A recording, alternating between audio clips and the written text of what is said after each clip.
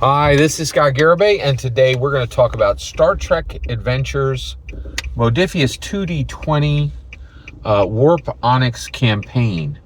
And specifically, we're going to talk about... so at this point, Archibald has told Vatha, no, I'm not taking you back to the Ion Storm, which is where she wants to go because the female entity is speaking to her through her Betazoid meditation at this point all the time, right? I think only when she sleeps does she not hear the voice. And he says, no, I'm not going to do that. So Archibald leaves, and with Vatha goes as well. And at this point, Archibald takes a minute, and he steps into the we never got the name for this, whatever the equivalent of 10 forward is in the Enterprise NX-01, and basically kind of like the saloon of the ship, and to think, and because he needs to go back and tell Captain Archer two things: one, fire Vatha, right? And then two, I'm not going to be your security lead anymore. I'm leaving to take my own captains to become captain of the USS Wraith, which is a prototype warship for Starfleet, right? So, and he's just unsettled, right? So about an hour goes by, and also he's like worrying, what is Vatha going to do, right? And sure enough, within 1 hour, even the slightest hesitation causes a problem, because he feels the warp nacelles go on, right? So he runs out into the hall, and he's kind of paying attention, trying to determine what's going on. And basically, the warp nacelles have gone on with zero warning. Normally, there's literally a 10-minute warning, a 5-minute warning, and then a 1-minute countdown to warp, right? But the warp nacelles have just fired on, right? And so he doesn't need to guess, right? Vatha is trying to take the ship to Enterprise NX-01 and trying to warp back to the Ion Storm, which isn't even in the Beta Quadrant, right? Like, that's a long warp, right? So, and he can feel also that it is going to go to warp 6, right? So the first thing is, in seconds, he needs to get to the bridge. Now, we've already established this. And by the way, please correct me if I'm wrong, but it is extremely uncommon. They may have never done it, but it's uncommon for Starfleet officers to warp to transport within the ship, right? But he needs to get from like deck D all the way up to deck A on the bridge in seconds, right? To stop the ship from jumping into warp, right? So he says, hey, I'm going to, hit my comm, and I'm going to tell the person on duty on the transporter, transport me from deck D to deck A, right? And I'm like, hey, just so you're aware, like, here's what's going to happen. First of all, you're going to get transported. You don't have any help with that role. You can't assist, nothing, right?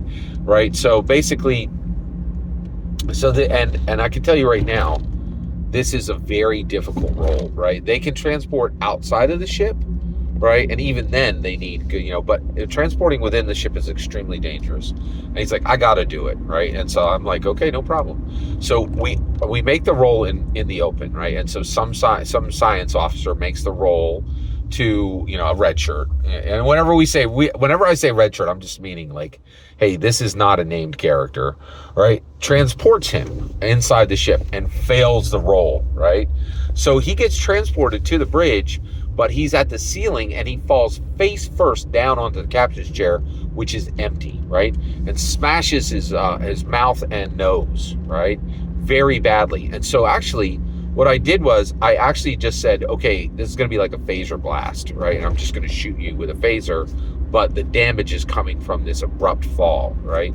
But hey, you should be lucky, because this could have killed you, right? It could have literally fused you into the chair and you would be dead, right? So he takes a phaser blast and he is injured, right? Now, basically, he the way this works is he took like 9 points. I think he took he took 11 points of damage, right? No, I'm sorry. Apologies. He took 5 points of damage, and then also took, apologies, he took 11 points of damage, which is, if you take over 5, you're injured. And the way that Star Trek Adventures Modiphius 2d20 works, if you're injured and you're not healed by the end of the round, you die, period. It's extremely deadly, right? Like, so injuries, you do not mess around with injuries. It's bad, right? So at this point, he's like, okay, I'm falling, you know, as I'm falling, I can see, tell me what's in the room. So I'm like, okay, first of all, Mayweather is piloting the ship, and he's about to take the ship to warp, okay? Everyone on the bridge, all of the positions are filled, but it's all red shirts. Nobody you know, right?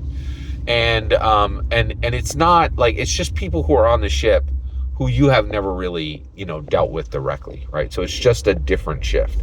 But every single one of them is carrying a phaser, and he makes a roll, and it's reason, and it's actually insight and science, and he has hand phasers as a focus, so you know he could hit on the top and the bottom of the roll, right? And I was like, and he figures out every single person on board the bridge is armed with a phaser, and that phaser is set to lethal, right? So I'm like, this is extremely unusual, definitely worries you, is not good by any metric, right? And so he's like, okay, all right. So at this point, he's like, okay, I know what I'm going to do. I'm going to pop up, and I'm like, oh, slow it down, all right? I said, listen, let's just talk this over before you declare your action, okay? Now, the way it works, and I pulled out the book, and I like made sure I was right, and and I said, listen, you're injured, okay? You've fallen down to the command chair, and you're kind of squabbled into the command chair, right? And you're injured, okay? Now, you can jump up and take your story-based action, right? Like, the thing to do to stop Mayweather, the thing to do to stop this, nefarious crew that's on the bridge, right? You could do that, right? But if this round ends and you have not received medical care, you die, right? And no one on this bridge is here to aid you, okay? So what I want you to do now, what you can do is you can use your action to run into the star lift, right? The elevator, right? And if you get into the star lift, because you know the ship well, you know that the star lift is actually, when it moves, it gets enough energy to have med bay functionality. It can actually apply healing, multiple healing applications, right? It can give extra oxygen. It can actually automatically suture. It can do all kinds. It's like an automated med bay, right? And you can activate it with your voice. So you can use all of your action and all of your movement to run away, run into the star lift, and cure yourself. And at that point, your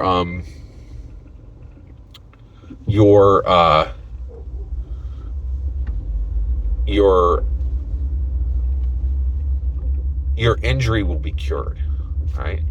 So we do that, right? He's at 11 stress, right? Out of 13. It takes away 6 points of the stress, and it completely gets rid of his injury. And he does that. He just literally runs away, right? But at that point, Mayweather now gets his next action and punches it, right? And it takes the ship into warp 6 with no warning for the crew, right? And the only warning was what Archibald got, which was hearing the nacelles.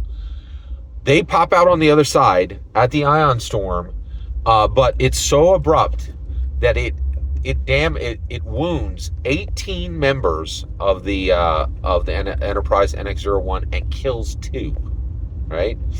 And at that point, Archibald stops the Starlift at deck C. So now he's on deck C, and Mayweather is still up on deck A. and he doesn't know where Vatha is. That's where we're going to end it. Every single word you just heard is my humble opinion on Star Trek Adventures, Modiphius' 2d20s Warp Onyx campaign. Really spectacular. I'm really having a blast at this. Thank you for letting me share it with you. The important part is when I get to hear your humble opinion on the same. Please consider like subscribing and have a fetch millennium.